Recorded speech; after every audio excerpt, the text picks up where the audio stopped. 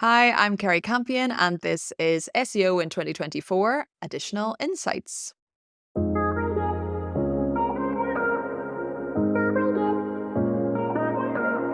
Kerry, what's your additional insight for SEO in 2024? My additional insight is to stop focusing on copying your competitors and to make your content uncopyable. Uncopyable. That sounds quite definitive. How do you become uncopyable? So I kind of like to divide it into a few different categories. One of them is leaning into product-led content. So that's particularly relevant for people like SaaS companies. Creating a strong brand voice, brand persona point of view. Creating more templates and resources. Collaborating with influencers in your niche who are very well known for the thing that you want to be known for. So that's essentially the bullet point. So brand is very much at the center of what you're advocating there. Let's start off with brand persona, because you mentioned that, and then we can move into maybe creating a strong brand messaging strategy. So how do you create a strong brand persona? Yeah, so it really comes down to positioning, which I think as a concept, most marketers are a bit more familiar with. You've got, you versus your competitor. How are you going to differentiate yourself? And essentially that really just does come down to things like how you're positioning yourself in the market, why are you better, which is obviously tied to what unique problems that you solve better than your competitors for your customers. And a strong brand voice and point of view, values that your customers are going to resonate with. FYI, friendly but professional is not a brand voice. So I guess you often hear of marketing teams saying, this is the brand, this is what we're about, two content teams, two SEO teams. Should SEO teams and content teams be involved in that initial discussion? I think so, because a lot of what I see as a writer, particularly around, like, let's say briefs, right? You're just like, okay, here's the content we want to produce. Here's the brief. That brief is usually just by the SEO team. It's usually just, okay, here's the target keyword, secondary keywords, links we want to include, and here's some competitor articles, right? So what kind of happens there is it gets a bit decontextualized. So for instance, why are we producing this content? Okay, like, why is this important to our customers? What questions are we answering for them here? So yeah, like, why does this piece of content exist, essentially? Which I see more as like the say the head of content sort of role weighing in on that, like, why is this content being produced, rather than just, oh, this is a keyword that we want to rank for. Understood. Okay, so when you're creating a piece of content, then it's about the subtleties around how it relates to what your audience are looking for, and wrapped up in that is brand values, as opposed to mentioning the brand within the piece of content. You can mention the brand within the piece of content. For instance, a lot of product-led content does that. Two companies who do that extremely well would be SEMrush and Ahrefs, right? They don't just give you sort of abstract strategies. They always say, oh, and here's how to do that in Ahrefs. Here's how to do that in SEMrush. So it's not that you don't have to mention the brand or the product at all, but when it comes to the kind of brief, what you want to be sharing with people who are writing for your brand, who are essentially becoming your brand voice and that sort of, prospect or customer facing point of contact, you want to essentially show them what's our take on this topic, right? What are that comes down to that brand voice, the brand values. Like, why are we uniquely positioned to answer this? Why is this important for our customers?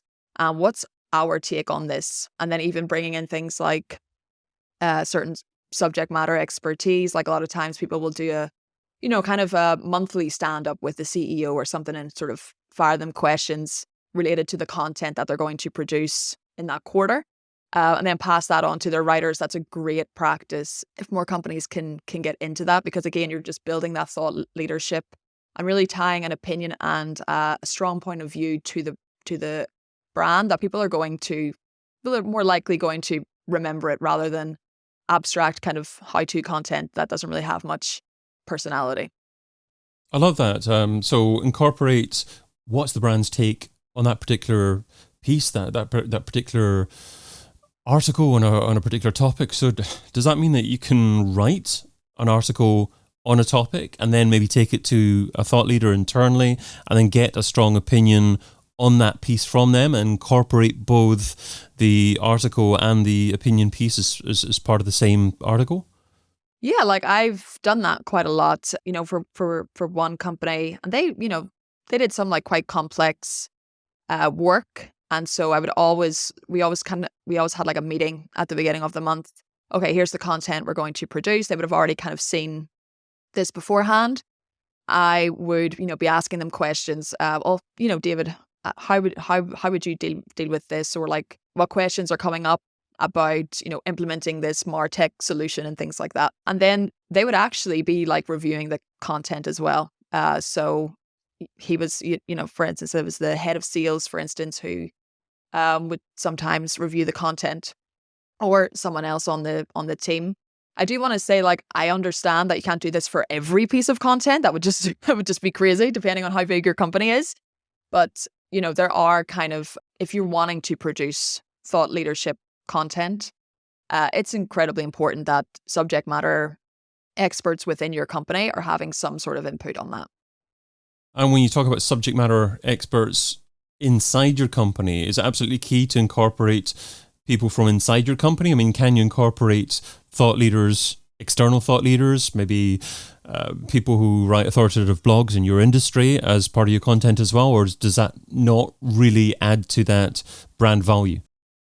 No, I think that's a great practice and a great use of, for instance, like if you've like some sort of budget for influencer marketing, bringing people on to your site to produce content who are well known within that niche. And then even, on that, I was actually just watching the YouTube video. It is Lydia Infante, just created a GPT. Can we use that as a noun? I don't know. A GPT sort of. Probably. For turning author bios into like 8 optimized schema, which you can use on your website, and just kind of having your content associated with certain subject matter experts who are outside of your company but well recognized within your industry and your niche is another great way to immediately build trust with people who are coming to your site to get information on a topic. And do you try and incorporate video? Do you try and record video at the same time when you're talking to thought leaders to embed maybe a video as part of your content? Oh, that would be brilliant. I'm always trying to push people to do more video content. It's not always easy, just because people are like, oh yeah, I don't really have time. I'll just like send you an email with some quotes or things like that. But I think video is, it's an awesome way to get more sort of bang for your buck out of your content. Of course, that can be repurposed really well across social, even YouTube and other platforms like that. So if you're doing any type of interviews, either with people in the organization or people outside of it, and I usually would record those, so I don't need to take notes because I'm a terrible note taker. It's really great to be repurposing those for sure. It will help your content team a lot, just repurposing to different channels. So I can certainly understand the value of creating a strong, consistent content theme with opinion pieces, so people can recognize your content. So when they're reading it, they associate it with your brand. Yeah. I'm also thinking that if you do incorporate consistent pieces like that perhaps even mention your brand as well, then to a certain degree, it helps deal with AI bots that may be scraping your content and perhaps incorporating your content and other answers, and then at least they're maybe actually featuring your brand as part of their answer somewhere else. Is that a valid thought process to consider? I think so. Yeah. It's interesting because we're still, I think, in the stone age of AI and AI content and stuff. I hope in the future there will be more. I think it's already happening, right? Like where they're starting to cite their sources a bit better and sort of say where they're getting content from. And yeah, exactly. And if you are kind of incorporating a lot of, say, what we mentioned earlier, like product-led content, that's a lot harder for a competitor to just copy sort of word for word or to recreate en masse with something like artificial intelligence, ChatGPT, and that sort of thing. Now, something else that you do is lean heavily into your own customer stories. So how do you go about doing that, and what value does that provide? So again, when it comes to making your content uncopyable, it's very hard for a competitor to copy your customer stories. That would be weird. So for instance, like you can have content that speaks about a certain topic and incorporate things like your case studies in there. Case studies are great pieces of content, not just, for sales enablement, but also they are very easy to sort of repurpose in different forms of content, how-to content. So you're sort of telling people, okay, here's how to do this thing. You can do it with our product. And here's like a little snapshot of what's possible if you implement this using our own customers and the success that they've had implementing this solution. So it's really building that authority again and that trust that we don't just tell you what to do, we show you how to do it. And we've got, evidence to back it up that it actually works. So I know that the real answer in terms of how long your content should be is how long is enough. If you can answer your question in a paragraph, and that's fine. If it needs to take 20,000 words than that. But is there any type of consistency or theme that you're seeing in terms of content length and also content publishing frequency?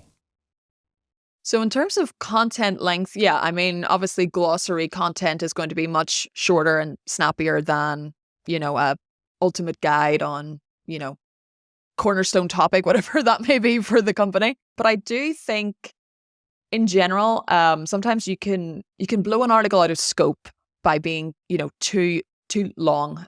So a lot of the advice before in SEO in particular was, if the top 10 have like 2,500 words, you write 10,000 words, and that's gonna, I don't actually agree with that, because I feel like, again, it kind of blows the topic out of scope and you start bringing in so much more other things almost from outside of that topic that it's not very specific and very focused. And I think that could actually, potentially hurt your rankings. Don't really have evidence for that. It's just kind of my gut feeling on that, because you just start to bring in so much other things that just aren't focused on that specific topic.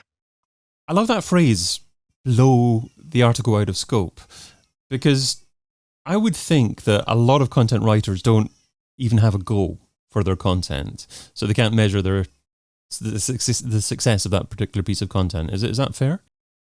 I think it's very hard to measure the success of a piece of content. I think it's very hard to say like, oh, thanks to this piece of content, we generated, 500 signups or something like that. And I think often as well, the metrics that content is measured against probably aren't fair as well. I don't think it's entirely fair to sort of say, oh, well, we're not seeing anyone sign up for a free trial from this piece of content, so it must be bad, right?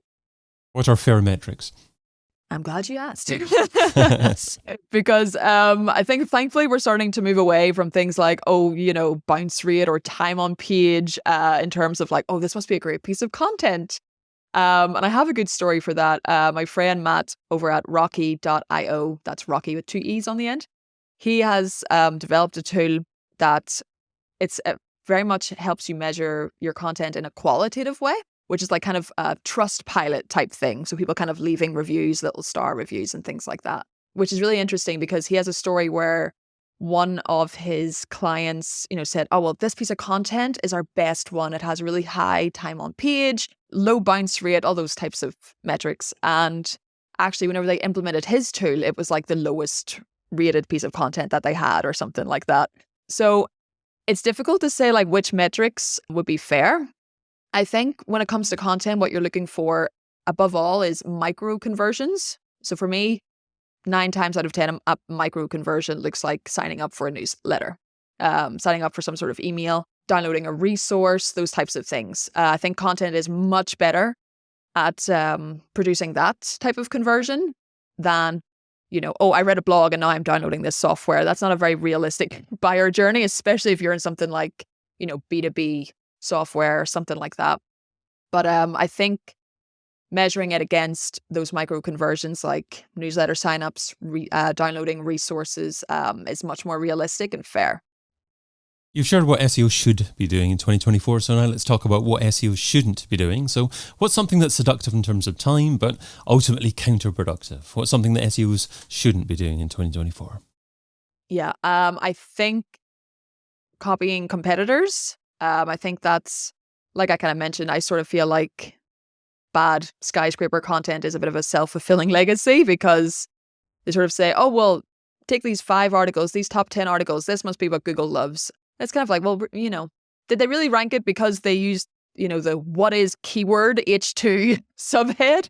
Or is it because this is just a very authoritative website on this particular topic, etc.? So I think really just the idea of copying competitors, of skyscraper content, really needs to sort of relegated to like the dark ages, I think. And to start, I think collaborating more with the content marketing team, because I think now people are much more conscious of the content that they're consuming, especially in B2B, because where we sort of hear more about AI and things like that more. And I think people are becoming more and more skeptical.